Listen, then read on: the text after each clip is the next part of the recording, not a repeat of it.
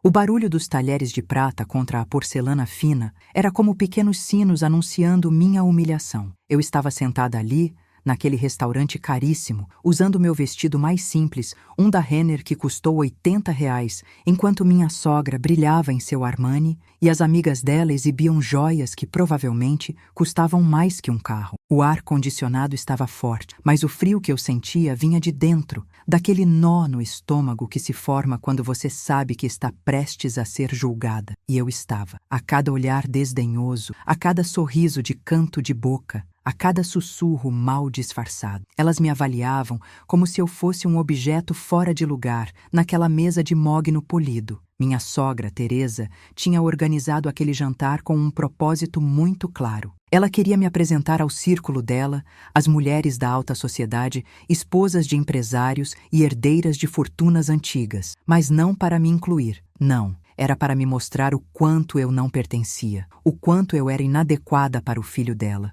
o quanto eu era, nas palavras que ela nunca disse, mas que ecoavam em cada gesto, ordinária. Eu poderia ter chegado ali diferente. Poderia ter usado o Valentino que estava no meu closet, o de R$ 15.000 que comprei na última viagem a Paris. Poderia ter colocado o colar de diamantes que guardava no cofre, herança da minha avó que valia uma pequena fortuna. Poderia ter chegado no meu carro, o Mercedes que ficou estacionado 3 quarteirões atrás porque pedi para o motorista me deixar longe. Mas não fiz nada disso. Cheguei de Uber, com uma bolsa sem marca, sapatos confortáveis de loja de departamento, cabelo solto, sem salão, maquiagem mínima, porque eu precisava saber. Precisava ver com meus próprios olhos como aquelas mulheres, como minha sogra, tratavam alguém que elas consideravam inferior, alguém sem dinheiro, sem status, sem pedigree. E a resposta estava ali, naqueles olhares, naqueles sorrisos finos, naquele tom de voz que elas usavam comigo, condescendente, piedoso, cruel. Teresa me apresentou às amigas com aquele sorriso que eu já conhecia bem,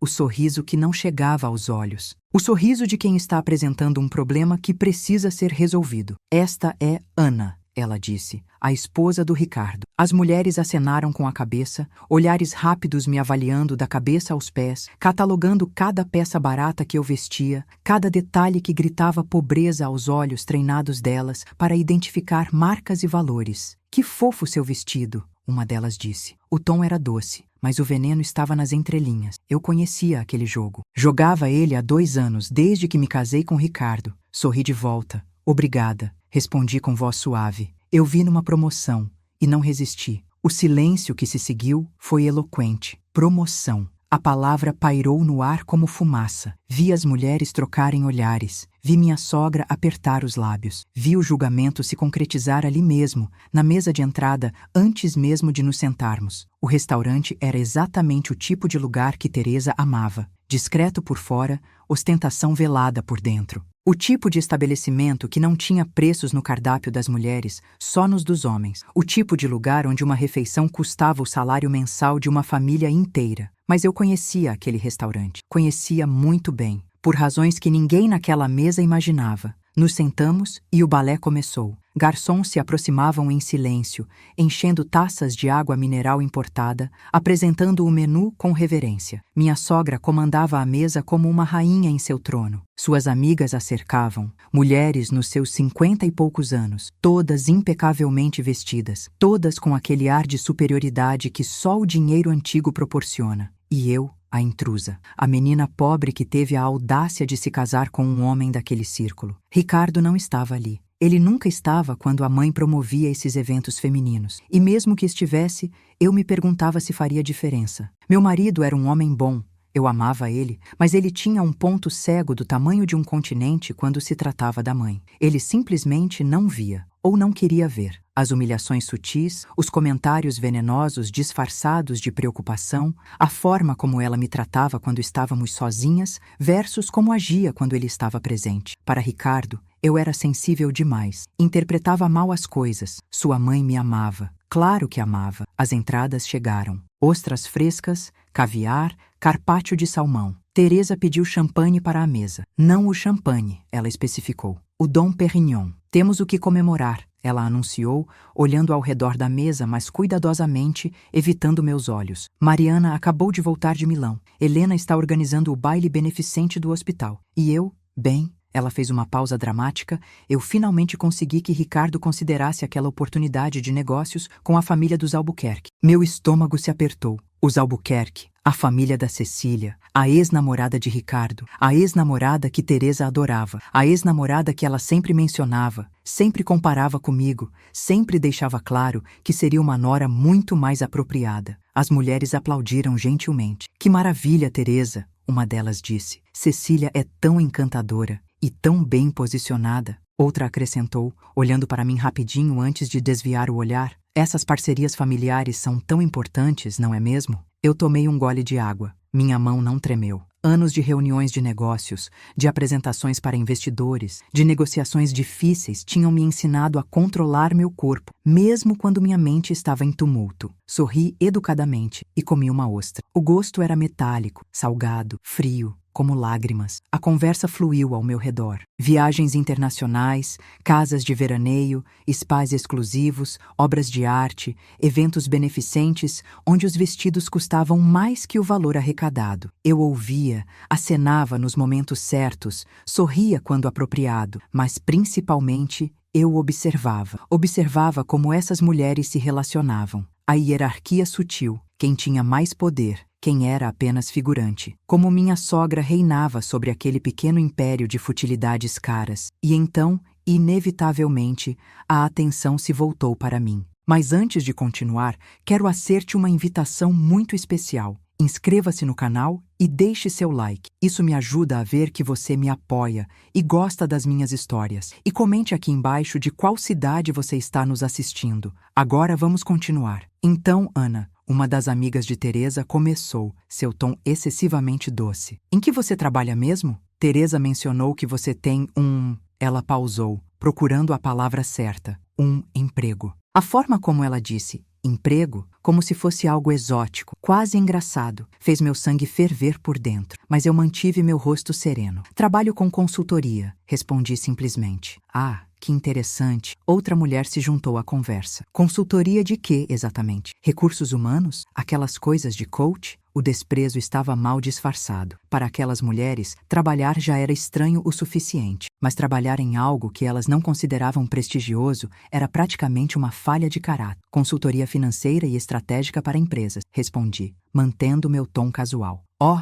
Teresa interveio, sua voz carregada de uma condescendência maternal que me fazia querer gritar. Ana é muito dedicada ao trabalho dela. Mesmo depois do casamento, ela insiste em manter essa independência. Ela sorriu para as amigas, uma expressão que dizia claramente: adolescentes e suas fases rebeldes, sabe como é. Eu não era adolescente, tinha 32 anos, e minha carreira não era uma fase, era quem eu era. Era o que eu tinha construído desde os 18, quando entrei na faculdade de administração com bolsa integral, trabalhando durante o dia e estudando à noite. Era cada sacrifício, cada noite sem dormir, cada não que se transformou em sim. Era minha empresa, meu nome, meu sucesso. Mas ali, naquela mesa, eu era apenas a nora inadequada com um emprego bonitinho. E o Ricardo, ele apoia isso? Uma das mulheres perguntou, genuinamente curiosa. Quer dizer, com a agenda que vocês devem ter, os eventos sociais, as obrigações familiares. Antes que eu pudesse responder, Teresa falou,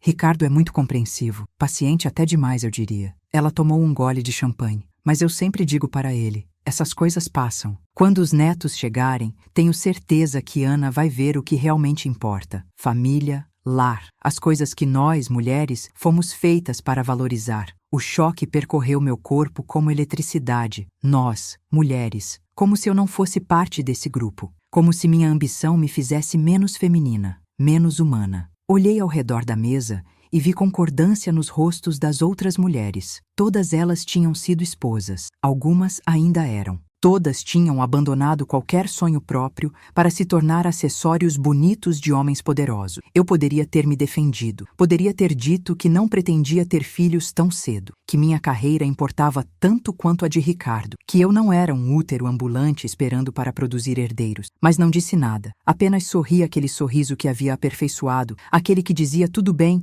não me importo, pode continuar. Porque eu tinha decidido, naquela noite, ser exatamente o que elas esperavam. A menina pobre, a nora inadequada, a esposa que não entendia como as coisas funcionavam naquele mundo. Eu queria ver até onde iam, quanto veneno conseguiam despejar, quanta crueldade conseguiam disfarçar de preocupação. Os pratos principais chegaram: cordeiro ao molho de vinho, risoto de açafrão, legumes grelhados artisticamente arranjados, tudo impecável, tudo caro, tudo calculado para impressionar. Continuei comendo em silêncio, deixando a conversa fluir ao meu redor, me tornando quase invisível. E quanto mais eu me calava, mais elas falavam, mais confortáveis ficavam, mais verdadeiras se mostravam. Sabe, Ana? Teresa disse de repente, sua voz cortando através das conversas paralelas. Eu estava pensando. Você deveria conhecer a Beatriz, a filha da Helena. Ela acabou de abrir uma boutique. Roupas lindas, realmente de qualidade. Ela poderia te ajudar com...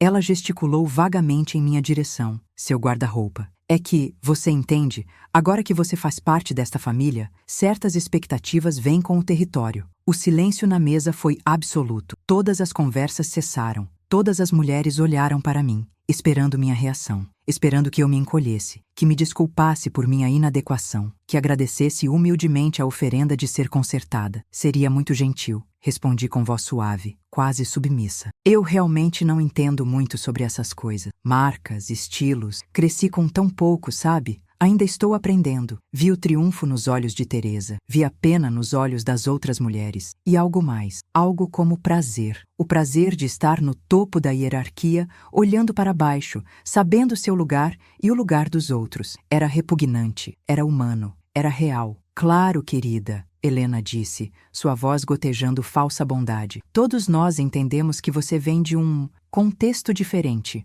Mas não se preocupe. Com a orientação certa, você pode aprender. É apenas uma questão de exposição, sabe? De estar ao redor das pessoas certas. As pessoas certas, como elas, como se fossem professoras benevolentes e eu uma estudante necessitada. Como se eu devesse gratidão por simplesmente estar na presença delas. A refeição continuou. Sobremesas chegaram, delicadas construções de açúcar e arte. Petit four, macarons, um soufflé de chocolate que provavelmente levou horas para ser preparado. Café expresso em xícaras de porcelana tão finas que a luz passava através delas. E durante tudo isso, as farpas continuaram, sutis, envenenadas, disfarçadas de preocupação, de ajuda, de interesse. Você deve estar tão orgulhosa de ter conseguido casar tão bem, uma delas me disse. Ricardo é realmente uma captura. Quer dizer, considerando... Ela deixou a frase morrer, mas o significado era claro, considerando que você não era boa o suficiente para ele. Eu sou muito sortuda,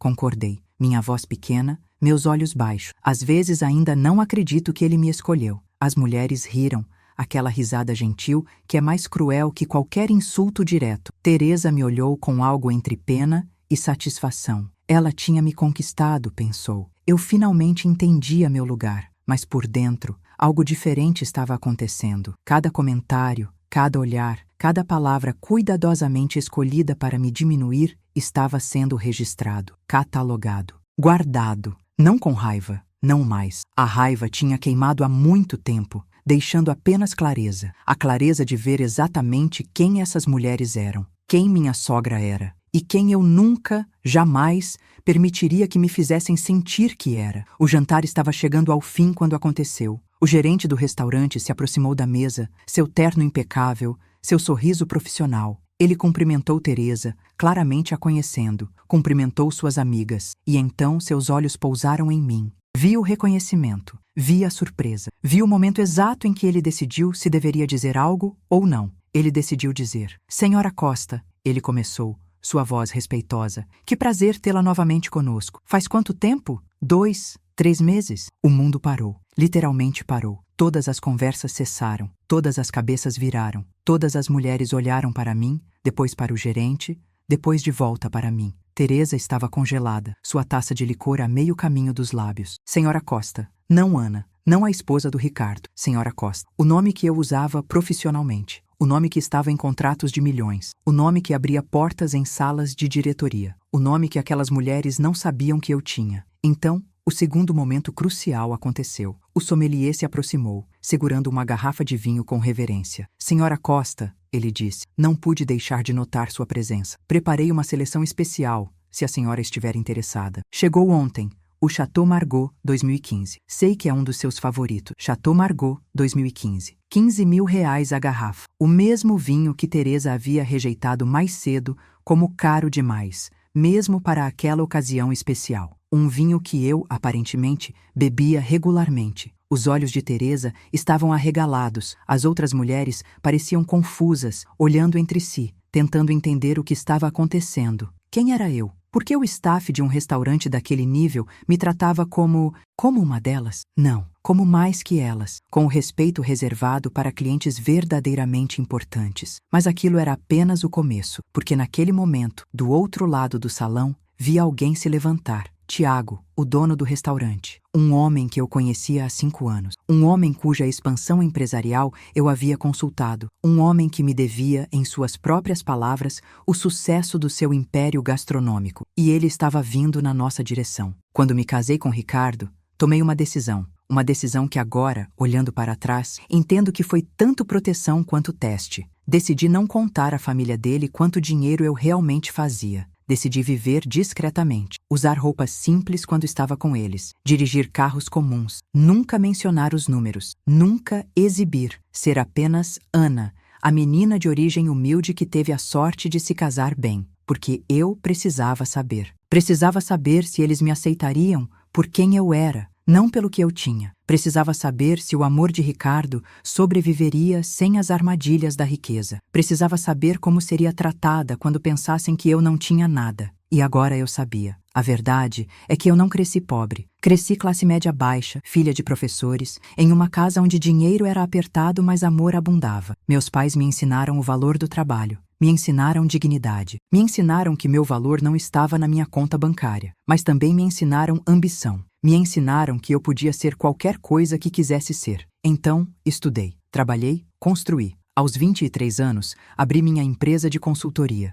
Aos 25, tinha uma carteira de clientes impressionante. Aos 28, era milionária. Aos 30, tinha escritórios em 3 cidades. E aos 32, quando conheci Ricardo, eu estava faturando 60 mil por mês. Às vezes mais, dependendo dos projetos. Ricardo trabalhava no negócio da família, uma empresa de importação que seu avô havia fundado. Ele ganhava bem, muito bem, mas não tanto quanto eu. E quando nos casamos, eu decidi que aquele número, aquele detalhe da minha vida, ficaria entre eu e minha empresa. Não por vergonha, não por medo, mas porque eu queria ver quem ele realmente era, quem a família dele realmente era, sem a máscara que dinheiro força as pessoas a usar. Teresa tinha me julgado desde o primeiro dia. Na primeira vez que nos encontramos, ela olhou meus sapatos, minha bolsa, meu relógio e fez seus cálculos. Pobre, interesseira, caçadora de fortunas. E nada que eu fizesse mudava aquela primeira impressão. Cada gentileza que eu mostrava era estratégia. Cada sorriso era manipulação. Cada palavra de amor para seu filho era fingimento calculado. Nos primeiros meses, tentei ganhá-la. Levava presentes cuidadosamente escolhidos, que ela aceitava com desdém mal disfarçado. Oferecia ajuda, que ela recusava com arrogância. Tentava conversar, e ela respondia em monossílabos. Até que percebi que não era sobre o que eu fazia. Era sobre quem ela pensava que eu era, e ela nunca me daria chance de ser outra coisa. As humilhações começaram pequenas. Comentários sobre minha roupa, sugestões sobre meu cabelo, piadinhas sobre minha casa de infância. Comparações constantes com Cecília, a ex-perfeita que veio de família certa, estudou nas escolas certas, conhecia as pessoas certas. Ricardo ria dessas coisas. Para ele, era sua mãe sendo mãe, protetora, um pouco mandona, mas com boas intenções. Ele não via como ela me olhava quando ele saía da sala. Não ouvia o tom que ela usava quando estávamos sozinhas. Não percebia como ela me excluía de decisões familiares, de eventos importantes, de momentos significativos. Para ele, eu estava sendo sensível, lendo coisas demais nas ações dela, criando problema onde não havia. Então parei de reclamar, parei de tentar explicar. Comecei apenas a observar. E quanto mais eu observava, mais via. Vi como Teresa tratava pessoas que ela considerava inferiores, garçons, motoristas, empregadas, com uma cortesia fria que mal disfarçava o desprezo. Vi como ela falava sobre pessoas sem dinheiro, como se fossem menos, como se fossem problema, como se fossem quase não humanas. E então, vi como ela me tratava, com a mesma cortesia fria, o mesmo desprezo velado, a mesma desumanização sutil, porque para ela, eu era uma delas, uma pessoa inferior que tinha tido a sorte inacreditável de subir acima do meu lugar através do casamento com seu filho. Teve o jantar de Natal, 8 meses após o casamento. Teresa deu presentes para todos. Para Ricardo, um relógio Rolex. Para o irmão dele, uma viagem para Dubai. Para a cunhada, um conjunto de joias. Para mim,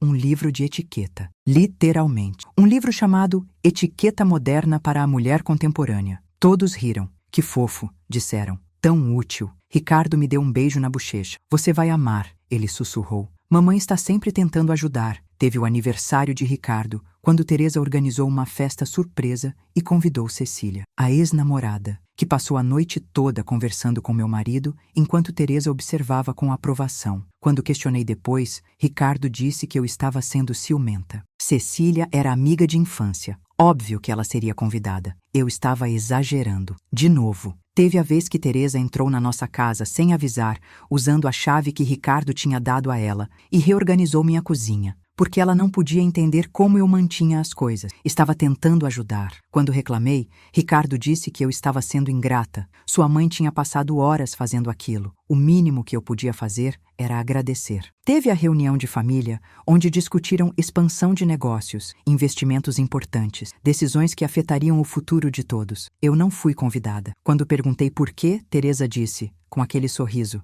essas são questões de família, querida. Questões de negócios. Você não entenderia. Ricardo não viu problema. Era chato de qualquer forma, ele disse. Eu não estava perdendo nada. E teve centenas de pequenos momentos. Milhares, olhares, suspiros, comentários. Cada um pequeno o suficiente para ser negado, para ser explicado, para ser desculpado. Mas juntos, eles formavam um padrão. Um padrão claro e inegável de abuso emocional disfarçado de preocupação maternal. Mas eu aguentei. Porque amava Ricardo, porque acreditava que com o tempo as coisas melhorariam, porque pensava que talvez, se eu fosse paciente o suficiente, boa o suficiente, gentil o suficiente, Teresa eventualmente me aceitaria, que eu venceria pelo cansaço, que o amor triunfaria. Como eu estava errada. O ponto de virada veio 3 semanas antes daquele jantar. Eu estava no escritório de Teresa, na casa dela, porque ela tinha pedido para conversar. Uma conversa de mulher para mulher, ela tinha dito.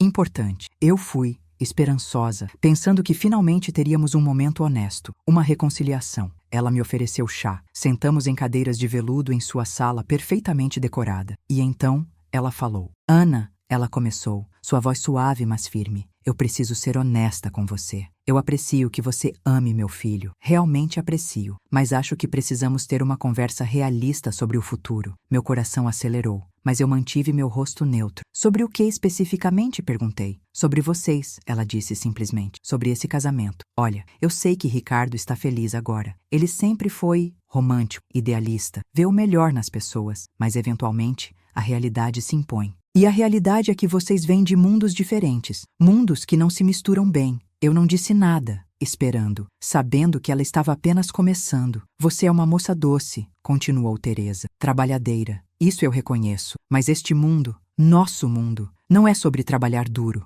É sobre conexões, família, tradição, coisas que levam gerações para construir. Você não tem isso e nunca terá. Não importa quanto tempo fique casada com Ricardo. Ainda esperei. Ela tomou um gole de chá. Então pensei, talvez eu possa te ajudar, te poupar anos de luta e eventual decepção. Ela abriu a gaveta da mesa, tirou um envelope. Este é um cheque, 10 milhões, seu, sem condições. Tudo que preciso em troca é sua assinatura em alguns papéis de divórcio amigável. O mundo girou. 10 milhões. Ela estava me oferecendo 10 milhões para deixar seu filho, para desaparecer, para admitir que ela tinha razão, que eu não pertencia, que meu amor era menos valioso que pedigree. Você está me pagando para deixar Ricardo? Perguntei, minha voz estranhamente calma. Estou te oferecendo liberdade, ela corrigiu. Para ambos, Ricardo merece alguém que entenda o mundo dele. E você, bem, com esse dinheiro você pode começar de novo, construir uma vida mais adequada ao seu nível. Olhei para o envelope, depois para ela. Vi toda a arrogância, todo o desprezo, toda a certeza de que ela tinha poder, de que dinheiro comprava tudo, até dignidade. E algo dentro de mim quebrou. Ou talvez tenha se consertado, não sei. Mas naquele momento, a mulher que tentava ganhar aprovação, que aceitava a humilhação, que se fazia pequena, morreu. E algo mais forte nasceu. Não, disse simplesmente. Teresa piscou, confusa. Não, não, repeti. Não vou assinar. Não vou deixar Ricardo. Não pelo seu dinheiro. Não pela sua aprovação. Não por nada. Ela sorriu. Aquele sorriso condescendente. Ana, seja razoável. 10 milhões é muito dinheiro. Para alguém como você, é segurança para a vida toda. Para alguém como eu, repeti. E quem sou eu, Teresa? Nos seus olhos, eu nunca disse que há algo errado com você, ela respondeu. Mas sua voz tinha um tom defensivo. Apenas disse que vocês são incompatíveis. É diferente. É o mesmo, respondi. Você me julga. Sempre julgou. Desde o primeiro dia. Não por quem sou, mas por de onde venho. Por quanto dinheiro pensa que tenho. Por não ser a Cecília perfeita das suas fantasias. O rosto dela endureceu. Deixe Cecília fora disso. Por quê? Perguntei. Você nunca a deixa fora. Em cada comentário, em cada comparação. Cecília faria isso. Cecília saberia aquilo. Cecília seria melhor. Bem, tenho novidades para você. Ricardo não escolheu Cecília. Ele escolheu eu. Teresa se levantou, suas mãos tremendo levemente. Você é uma menina ingrata. Estou tentando te ajudar. Não, disse. Também me levantando. Você está tentando me comprar, me remover, me apagar, porque eu ameaço seu controle sobre Ricardo, porque eu represento escolha dele, não sua. Sai daquele escritório com um envelope ainda na mesa. Sai sabendo que tinha cruzado uma linha, que não havia volta. E sai sabendo algo mais, que eu estava cansada de ser a vítima, cansada de aceitar, cansada de me fazer pequena. Foi quando tive a ideia. O jantar. Ela tinha mencionado dias antes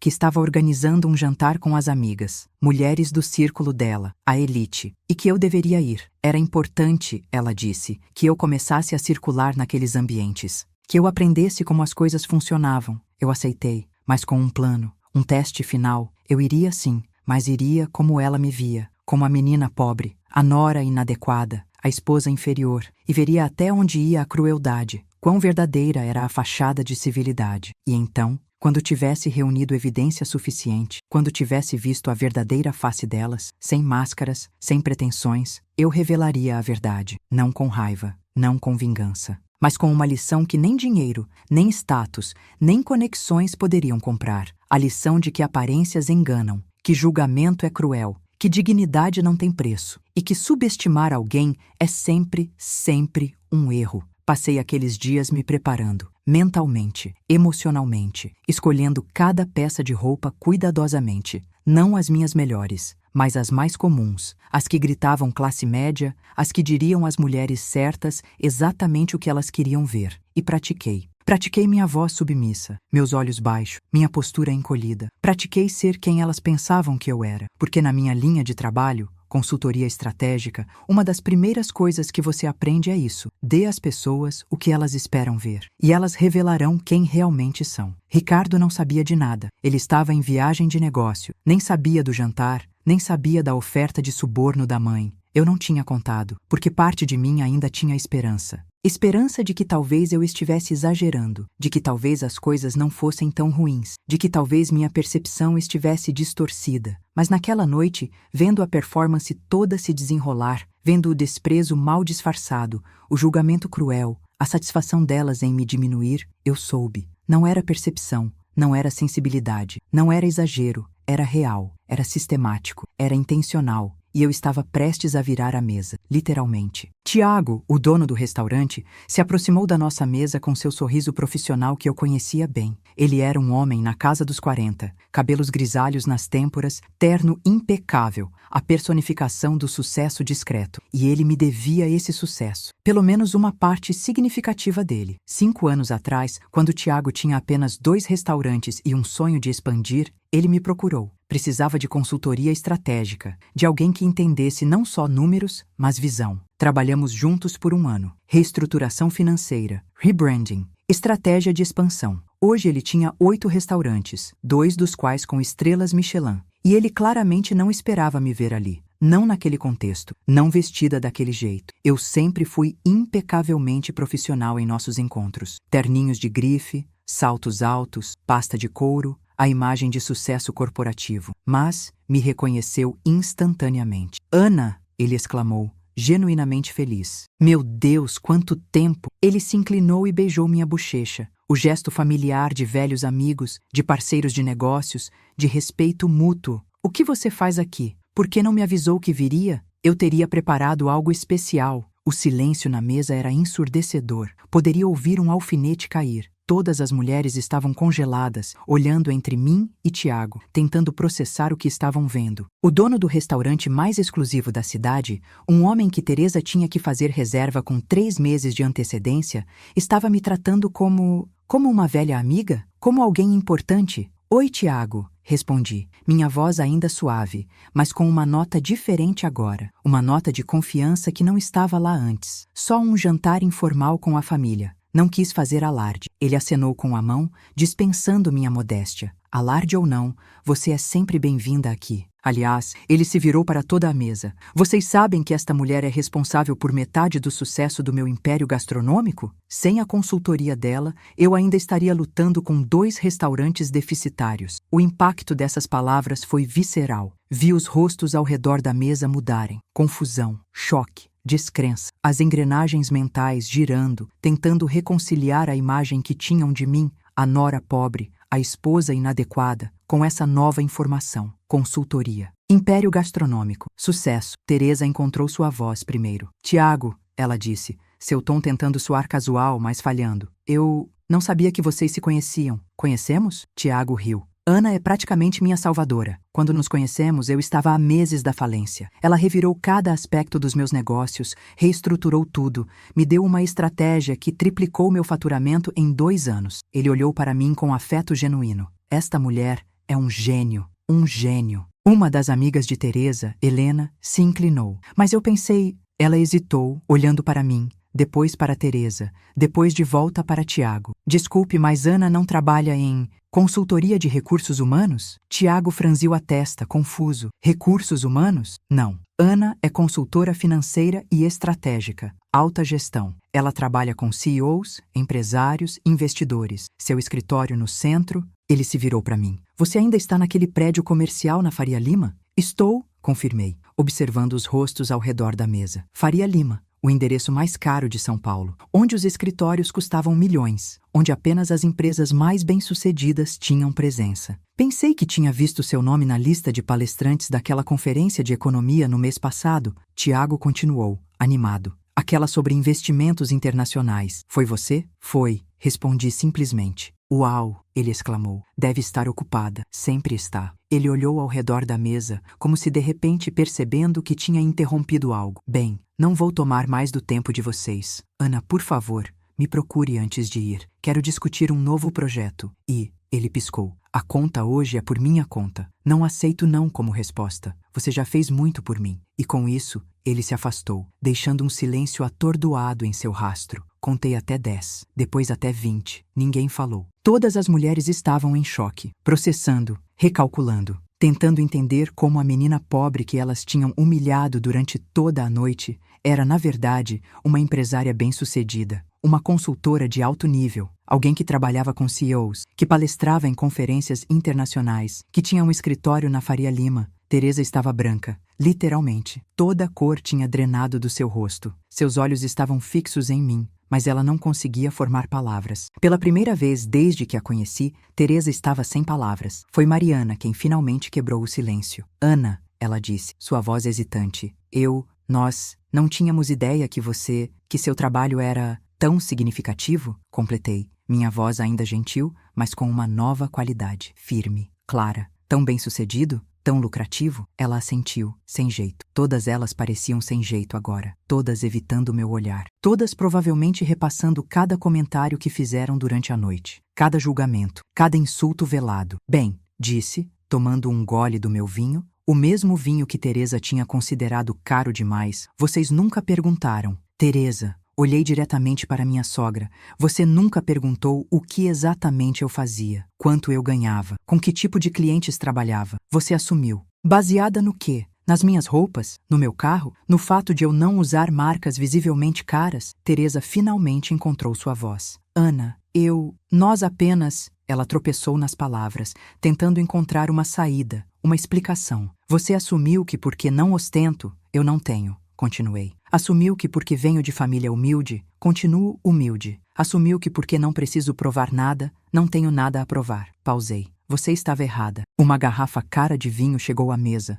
cortesia de Tiago. O sommelier a abriu com reverência e me serviu primeiro. Senhora Costa, ele disse, que aproveite. E se precisar de qualquer coisa mesmo, é só pedir. Senhora Costa, ele tinha dito novamente. E desta vez, todas ouviram. O nome profissional que eu usava. O nome nos contratos. O nome que comandava respeito. Helena, a mulher que tinha me oferecido ajuda com guarda-roupa, estava visivelmente desconfortável. Ana, eu peço desculpas se demos a impressão errada. Não era nossa intenção. Não era sua intenção o quê? Perguntei, minha voz ainda calma, ainda controlada. Me julgar, me diminuir, me tratar como inferior, porque foi exatamente isso que vocês fizeram, durante toda a noite. Cada comentário sobre minhas roupas, cada sugestão de que eu preciso de ajuda para me encaixar, cada comparação com outras pessoas que vocês consideram mais apropriadas. Tudo isso foi intencional. Mas nós não sabíamos. Outra mulher tentou se defender. E isso torna melhor?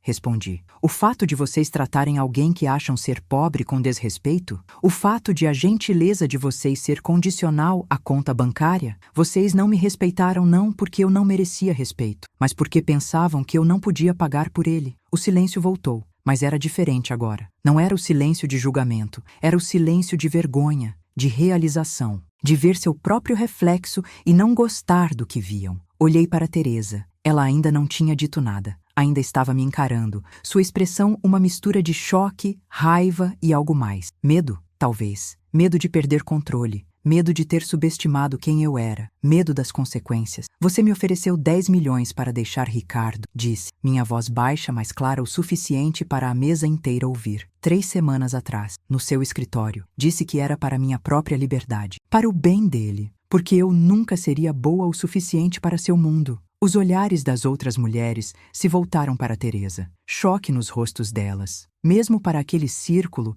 suborno para terminar casamento era além da linha. Você disse que 10 milhões seria segurança para a vida toda, para alguém como eu. Pausei, deixando o peso das palavras afundar. Teresa, eu ganho isso em 6 meses, sem me esforçar muito. Um ano bom, eu ganho o triplo. Então não, seu dinheiro não me impressionou. Mas sua arrogância, sim. Sua certeza de que dinheiro compra tudo, inclusive minha dignidade. Teresa finalmente falou, sua voz tremendo. Você mentiu. Fingiu ser algo que não era. Nos enganou. Eu ri. Foi uma risada sem humor. Real. Eu não menti. Nunca disse que era pobre. Nunca disse que dependia de Ricardo. Vocês assumiram. E eu deixei. Porque queria ver. Queria ver quem vocês realmente eram quando pensavam que podiam me julgar sem consequências. Queria ver quanto veneno caberia em conversas educadas. Quanta crueldade poderia ser disfarçada de preocupação. Me virei para as outras mulheres. E agora vocês sabem. Sabem como tratam pessoas que julgam inferiores. Sabem a feiura que escondem atrás de pérolas e sorrisos. Sabem que toda a educação cara,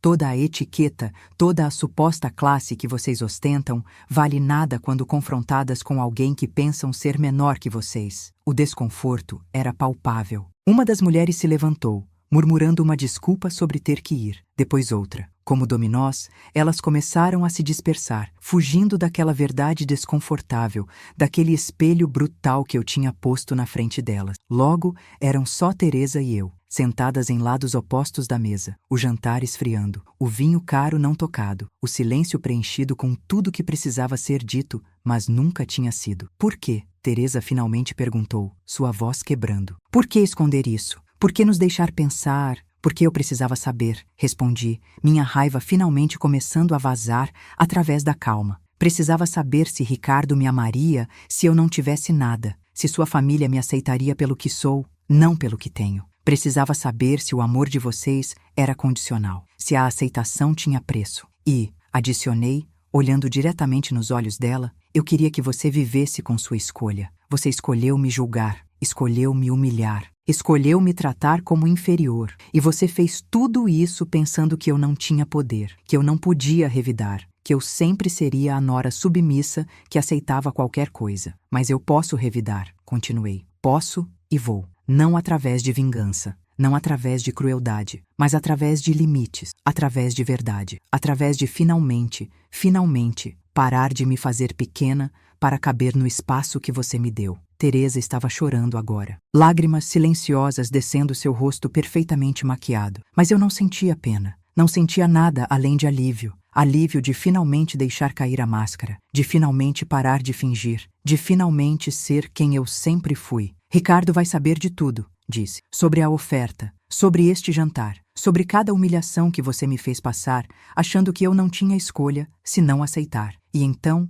ele vai decidir. Não eu, não você, ele. Me levantei, peguei minha bolsa simples. Aquela que tinha custado R$ 50 e que tinha carregado, ironicamente. Tiago se aproximou, preocupado com o drama que tinha desencadeado sem querer. Está tudo bem? Ele perguntou baixinho. Está, respondi honestamente. Está tudo bem agora. E Tiago, obrigada. Por tudo. Não só pela conta, embora aprecie, mas pela honestidade, por me tratar com respeito independentemente de como eu estava vestida, por me ver quando outras pessoas escolheram não ver. Ele apertou minha mão. É quem você é, Ana. Sempre foi. E qualquer um que não vê isso é cego. Saí daquele restaurante com minha cabeça erguida, com minha dignidade intacta e com uma clareza cristalina sobre quem eu era e o que merecia. O ar da noite estava frio, refrescante, limpo. Andei as 3 quadras até onde meu motorista estava esperando com o Mercedes. Ele abriu a porta, surpreso de me ver a pé. Tudo bem, senhora? Ele perguntou. Perfeitamente, respondi. Vamos para casa. Casa. Minha casa com Ricardo. A casa que eu tinha comprado, embora ele não soubesse. A casa cujos pagamentos mensais eu cobria discretamente através de uma conta conjunta que alimentava sem alarde. A casa que era minha tanto quanto dele, talvez mais. Durante o trajeto, liguei para Ricardo. Ele atendeu no segundo toque, sua voz sonolenta. Baby, ele murmurou. Que horas são aí? Tarde, respondi. Desculpa acordar você, mas precisamos conversar. Quando você volta? Amanhã à noite, ele disse, mais alerta agora. Por quê? Algo aconteceu? Sim, respondi honestamente. Algo aconteceu, mas vamos conversar pessoalmente. É importante. Houve uma pausa. Você está bem? Ele perguntou, preocupação genuína em sua voz. Estou, disse. Pela primeira vez em muito tempo, estou realmente bem. Cheguei em casa e fui direto para o closet. Tirei aquele vestido barato, aqueles sapatos desconfortáveis, toda a fantasia de ser alguém que eu não era. Coloquei um roupão de seda, lavei o rosto e me olhei no espelho. A mulher que me encarava era diferente da que tinha saído horas antes. Não nas feições, mas nos olhos. Havia algo ali que não estava antes. Força, clareza, autorrespeito inabalável. Por 2 anos eu tinha brincado de ser pequena, de ser menos, de ser aceitável. E durante todo esse tempo, eu tinha me perdido. Não completamente, mas o suficiente para esquecer meu valor, para duvidar do meu lugar, para questionar se talvez, só talvez, Teresa estivesse certa. Mas aquela noite tinha me lembrado. Tinha me mostrado que o problema nunca fui eu. Foi sempre o julgamento deles, a mesquinharia deles, a incapacidade deles de ver valor além de marcas e sobrenomes. Fui para o escritório em casa. O escritório que eu raramente usava porque estava sempre no meu escritório real. Liguei o computador, abri meus arquivos e comecei a fazer algo que deveria ter feito há muito tempo. Comecei a me preparar para uma conversa honesta, completa, transparente, com meu marido. Ele merecia saber. Merecia saber quanto eu ganhava, quanto eu contribuía, quanto eu tinha me escondido. E mais importante, por que eu tinha me escondido. Ele merecia entender que não era sobre não confiar nele. Era sobre confiar em nós, em nosso amor além das complicações de dinheiro e família e expectativas. Mas ele também precisava entender sobre sua mãe, sobre os anos de humilhação, sobre a oferta de suborno, sobre o jantar daquela noite, tudo. Porque eu estava cansada de protegê-lo da verdade, cansada de ser a esposa compreensiva que engolia insultos para manter a paz. A paz tinha seu preço, e eu não estava mais disposta a pagá-lo. Trabalhei pela noite, preparando documentos, números, evidências, não porque precisava provar meu valor, mas porque queria que tudo estivesse claro, sem ambiguidade, sem espaço para negação ou minimização. Quando terminei, o sol estava nascendo. Fiz café, sentei na varanda e esperei. Esperei por Ricardo voltar. Esperei pela conversa que mudaria tudo. Esperei pelo recomeço ou pelo fim. E pela primeira vez, eu estava em paz com ambas possibilidades. Ricardo chegou às 8 da noite seguinte, cansado da viagem, mas sorrindo ao me ver. Babi, ele disse, me puxando para um abraço, senti sua falta. Ele beijou meu cabelo. Desculpa pela viagem prolongada. As negociações foram mais complicadas que esperávamos. Tudo bem, respondi, abraçando-o de volta. Como foi? Produtivo, ele disse largando sua mala, mas exaustivo. Ele me olhou mais de perto. Você está diferente. Algo mudou. Muita coisa mudou, confirmei. Senta, precisamos conversar. Seu sorriso vacilou. Você está me assustando. Não é sobre nós, esclareci. Bem, não diretamente, mas é importante. Vital, na verdade. Nos sentamos na sala. Eu tinha preparado um vinho, o favorito dele. Servi 2 copos e então comecei. Ricardo, há algo que você não sabe sobre mim. Algo que escondi desde que nos conhecemos. Não por vergonha, não por medo, mas por proteção. Para ambos. Ele inclinou a cabeça, confuso. Ok, eu ganho 60 mil reais por mês, disse diretamente. Às vezes mais. Minha empresa é bem-sucedida, muito bem-sucedida. Tenho clientes em 3 estados, tenho um escritório na Faria Lima, tenho funcionários, tenho investimentos, tenho patrimônio que provavelmente ultrapassa o da sua família. Ricardo piscou, processando. Você, o quê? Não sou a menina pobre que sua mãe pensa que sou, continuei. Nunca fui. Vim de família humilde, sim, mas construí algo. Construí muito e escondi isso de você, da sua família, de todos. Por quê? Ele perguntou, ainda tentando entender. Por que você esconderia isso? Porque eu precisava saber se você me amava, respondi simplesmente. Não pelo que eu tinha, mas por quem eu era. Precisava saber se seu amor era real ou condicionado ao equilíbrio de poder. Se você conseguiria lidar com uma esposa que ganhasse mais que você, que fosse mais bem-sucedida, que não precisasse de você financeiramente. Ele ficou quieto, processando. Eu esperei. Você pensou que eu era assim?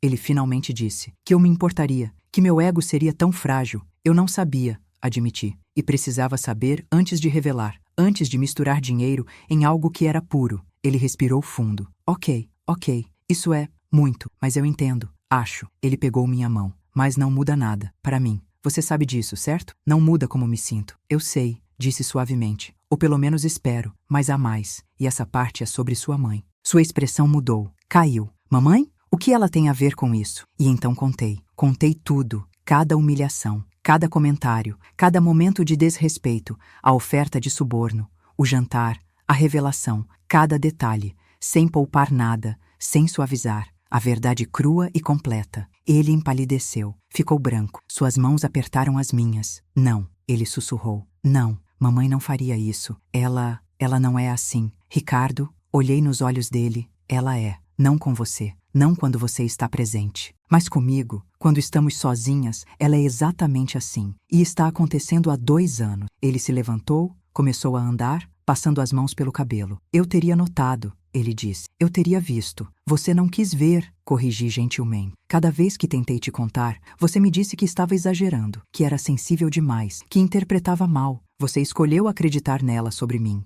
Isso o parou. Ele se virou, lágrimas nos olhos. Deus, Ana, desculpa, sinto muito. Eu não sabia. Deveria ter escutado, deveria ter acreditado em você. Deveria, concordei, mas não fez. E agora precisamos decidir o que acontece agora. O que você quer que aconteça? Ele perguntou. Quero limites, respondi. Quero que sua mãe entenda que não pode me tratar assim, que não pode tentar comprar nosso divórcio, que não pode interferir na nossa vida. E quero que você a confronte, não eu, você. Porque até você fazer isso, até você realmente ver quem ela é, nada vai mudar. Ele assentiu lentamente. Você está certa. Vou falar com ela. Amanhã. Não vou deixar isso passar. Não é só falar, Ricardo, expliquei. É estabelecer consequência. É dizer não. É escolher entre ela e eu quando for necessário. E eu sei que é difícil. Sei que é sua mãe. Mas se você não conseguir fazer isso, se você não conseguir me defender, então precisamos repensar esse casamento. Suas lágrimas caíram. Não. Ele disse firmemente. Não vamos terminar. Não por isso. Eu te amo, Ana. Te amo de verdade. E vou provar. Vou fazer as coisas certas dessa vez. Nos abraçamos. Choramos juntos. E naquela noite, pela primeira vez em 2 anos,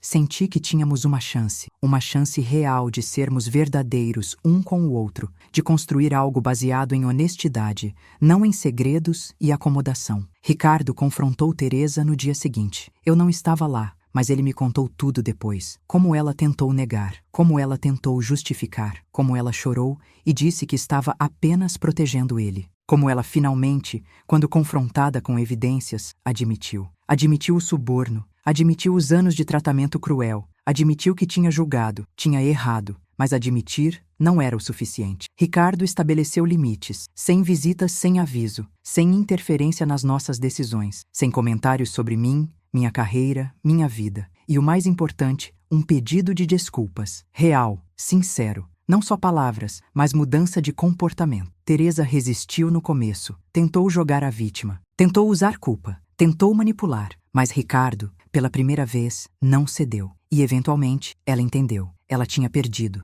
o controle, perdido o poder. E se quisesse manter alguma relação com o filho, teria que mudar. A mudança não foi imediata, não foi fácil. Houve recaídas, houve momentos tensos, mas aos poucos, lentamente, Teresa começou a me tratar diferente. Não com amor, não com afeto genuíno, mas com respeito, com distância educada, com reconhecimento de que não podia mais me diminuir sem consequência. E para mim, isso era suficiente. Eu não precisava que ela me amasse. Não precisava ser sua nora favorita. Precisava apenas ser tratada com dignidade. E finalmente, depois de anos, eu era. Ricardo e eu crescemos mais próximos. A honestidade, por mais dolorosa que tenha sido no início, nos fortaleceu. Ele aprendeu sobre meu trabalho, começou a me perguntar sobre meus projetos, se interessou genuinamente pela minha carreira. E eu aprendi que podia confiar nele, que ele podia eventualmente me escolher, me defender, me amar sem precisar me diminuir. Mudamos algumas coisas, fizemos terapia de casal, estabelecemos comunicação melhor, criamos tradições só nossas e, aos poucos, construímos um casamento baseado em quem realmente éramos, não em quem fingíamos ser. 6 meses depois daquela noite, tivemos um jantar, mas desta vez foi diferente. Eu escolhi o restaurante. Eu convidei os convidados, clientes meus, colegas, pessoas que me conheciam pelo meu trabalho,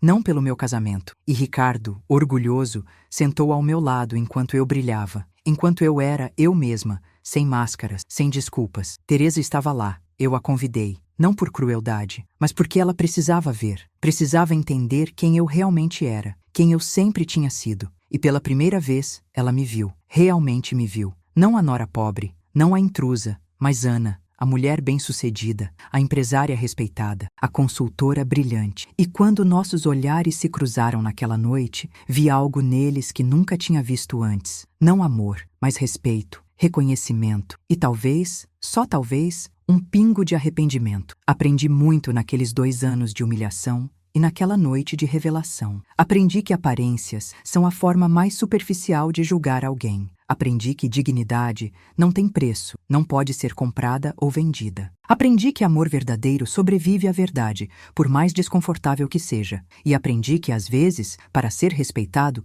você precisa parar de buscar aprovação e começar a exigir o que merece. Olho para trás agora e não me arrependo de ter escondido meu sucesso, porque me deu informação. Me mostrou a verdadeira natureza das pessoas ao meu redor. Me ensinou que julgamento baseado em status é cruel e injusto, e me deu a força para finalmente parar de me fazer pequena. Eu não precisava provar meu valor através de roupas caras ou ostentação. Meu valor estava no meu trabalho, na minha integridade, na forma como tratava outros independentemente do status deles. E quando finalmente parei de buscar validação externa e encontrei respeito próprio interno, tudo mudou. Ricardo e eu ainda estamos juntos, mais fortes, mais honestos, mais nós mesmos. Teresa e eu temos um relacionamento distante, mas civilizado. Ela nunca pediu desculpas explícitas, mas suas ações mudaram. E para mim, ações sempre falaram mais alto que palavras. E eu continuo trabalhando, construindo, crescendo, mas agora faço isso abertamente, sem esconder, sem diminuir meus sucessos para fazer outros confortáveis, porque aprendi que se alguém se sente ameaçado pelo meu sucesso, esse é problema deles, não meu. Aquele jantar, aquela noite de humilhação seguida por revelação, foi um divisor de águas. Foi doloroso, foi necessário, foi libertador. Foi o momento em que parei de ser a nora submissa e me tornei simplesmente eu, Ana. A empresária, a esposa, a mulher que não precisava de aprovação de ninguém além de si mesma. E sabe o que descobri? Que quando você para de buscar aprovação externa, quando estabelece limites claros, quando vive em sua verdade sem desculpas, as pessoas certas te respeitam, as pessoas erradas se afastam. E você fica com relacionamentos baseados em quem você realmente é, não em quem você finge ser. Isso não significa que tudo é perfeito agora. Ainda há desafios, ainda há momentos difíceis, mas a diferença é que agora eu os enfrento como eu mesma, completa, honesta, forte. E essa força não vem de dinheiro, não vem de status, vem de conhecer meu valor e não aceitar nada menos que respeito. Antes de me despedir, quero pedir algo muito especial. Inscreva-se no canal e deixe seu like se esta história tocou seu coração. Isso me ajuda a saber que não falo sozinha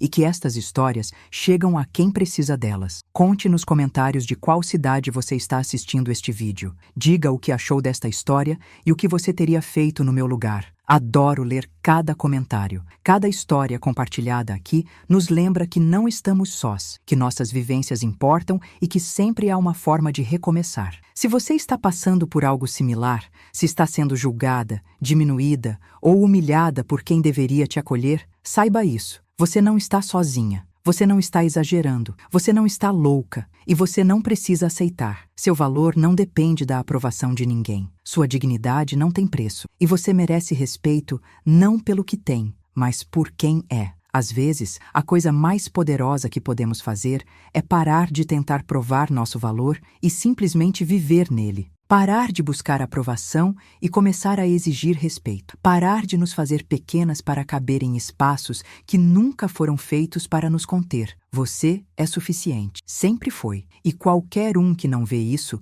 não merece espaço na sua vida. Lembre-se disso. Carregue isso com você. E nunca, jamais, deixe alguém te fazer sentir menos do que o incrível ser humano que você é. Obrigada por me ouvir, por estar aqui, por partilhar este momento comigo. E lembre-se, sua história importa, sua voz importa, você importa. Até a próxima. E que você sempre tenha coragem de ser você mesma, sem desculpas, sem máscaras, sem medo.